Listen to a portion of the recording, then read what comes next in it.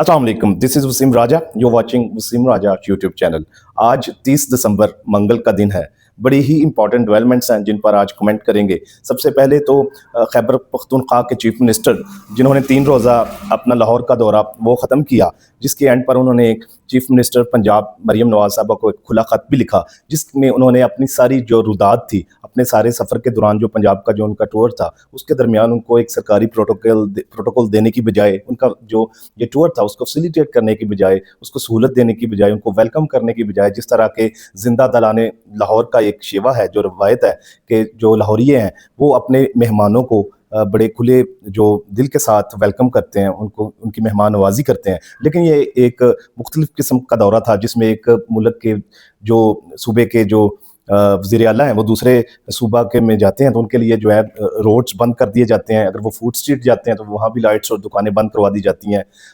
Cantt में उनको दाखिल नहीं होने दिया जाता। तो इससे बड़े ही सवालात जो हैं जन्म लेते हैं कि जिस तरह खैबर पख्तूनख्वा के वज़ीर-ए-आज़म जो वज़ीर आला ने अपने इंतखाब को वो जो सच साबित किया, कि दुरुस्त साबित किया कि इमरान खान की ये चॉइस, ये डिसीजन बड़ा ज़बरदस्त था कि उन्होंने अली अमीन गंडापुर को हटाकर, जिनकी जो क्रेडिबिलिटी थी वो अब डाउटफुल थी कि वो शायद विकेट के दोनों तरफ खेल रहे थे, लेकिन एक नए जो ब्लड को, एक नई जो जो जनरेशन के जो एक पॉलिटिकल वर्कर्स को जब ये मौका दिया जाता है तो वो किस तरह ये साबित करता है और वो इस चीज़ को वो डिस्प्ले करता है, शो करता है, दिखाता है कि वो इमरान खान की आइडियोलॉजी के साथ खड़ा है, वो इमरान खान का सच्चा सिपाही है, वो इमरान खान की हदायत जो कि स्ट्रीट मूवमेंट के हवाले से उन्होंने जेल से भेजी थी कि अब हमने जो मुज़ाकरात हैं या अब हमने जो है स्ट्रीट में अपनी स्ट्रेंथ को शो करना है, उस हवाले से उन्होंने लाहौर में आगाज़ किया। आल्दो वो अवाम उस तरह से बाहर ना निकाल पाए क्योंकि अवाम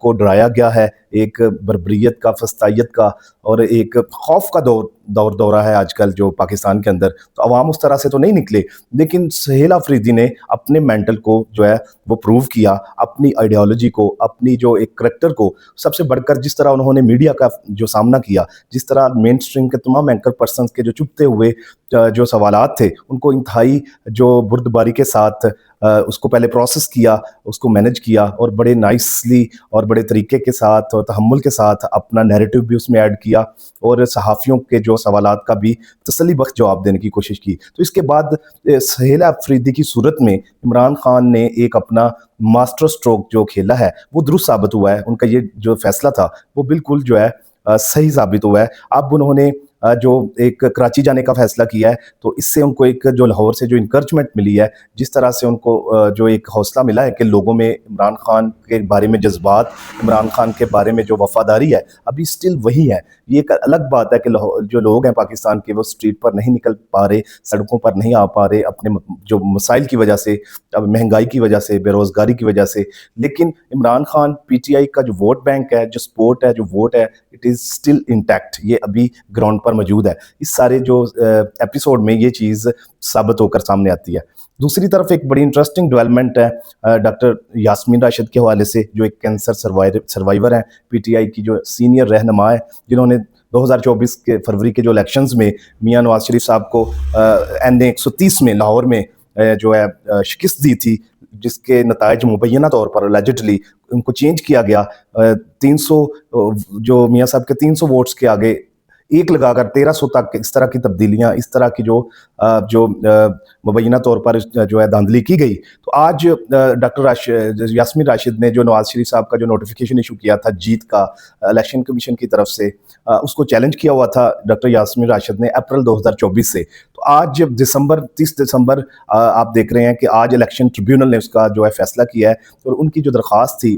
उसको टेक्निकल जो ग्राउंड्स पर चैलेंज कर, जो उन्होंने किया हुआ था, टेक्निकल ग्राउंड्स पर खारिज कर दिया गया है। यानी कि जो मियां नवाज शरीफ का जो जीत का, सक्सेस का जो इलेक्शन कमीशन की तरफ से नोटिफिकेशन था उसको बहाल रखा गया है कि जो मियां साहब हैं, मियां नवाज शरीफ साहब, वो हकीकी तौर पर, दुरुस्त तौर पर जो है NA 130 में इलेक्शन जीते थे। तो इससे भी ये आपको नज़र आता है कि किस तरह जो इलेक्शन ट्रिब्यूनल एक स्पीडी जस्टिस दे रहे हैं कि फरवरी 2024 के इलेक्शंस के जो ट्रिब्यूनल्स में जो चैलेंज किया गया था रिजल्ट्स को, उनके 1 साल बाद, 1.5 साल बाद उनको टेक्निकल ग्राउंड्स पे जो है वो खारिज किया जा रहा है। तो आपको इंसाफ की जो स्पीड اور انصاف کی جو کوالٹی کا اندازہ اس سے ہوتا ہے. تیسرے نمبر پر آج بڑی اہم ڈیولپمنٹ کراچی سے اس پہ بات کرتے ہیں کہ ایدی فاؤنڈیشن کے جو ڈیٹا کے مطابق 2025 کے اندر 27 جو لوگ ہیں جس میں 8 بچے بھی شامل ہیں وہ کھلے گٹروں میں مین ہول میں جن کے ڈھکن اٹھا لیے گئے تھے یا ان پہ ڈالے نہیں گئے تھے ان میں گر کر کس طرح جو 27 لوگ اپنی جان کی بازی جو ہار گئے. تو اس میں سب سے امپورٹنٹ چیز تھی جو کل ایک 8 سالہ بچہ مہران ٹاؤن کراچی میں ایک کھلے جو مین ہول میں گر کر سیوریج میں گر کر جو جاں بحق ہو گیا. تو اس کے بعد جو ایک ٹپیکل جو ایک روایتی جو بیان آتا ہے مرتضی وہاب جو میئر ہیں کراچی کے ان کی طرف سے کہ اس کو پولیٹیسائز نہ کیا جائے. میں پوچھتا ہوں کہ اگر اس معاملے کو جس میں ایک معصوم جان چلی گئی جو آج 2025 میں 27واں بچہ تھا یا انسان تھا جو کسی کھلے گٹر میں گر کر جس کی جان گئی, تو اس کے معاملے کو ہر اس ایسے واقعے کے بعد مرتضی وہاب کی طرف سے ایک بیان آتا ہے کہ آپ اس کو پولیٹیسائز نہ کریں. تو میرا کہنا ہے کہ اگر اس کو پولیٹیسائز نہ کریں تو کیا اس کو رومانٹیسائز کریں, کہ آپ کو شاباشی دیں, کہ آپ کو جو ہے اس کی اپریسیشن ملنی چاہیے, آپ کو اس کے لیے لوگ آپ کے لیے جو ہے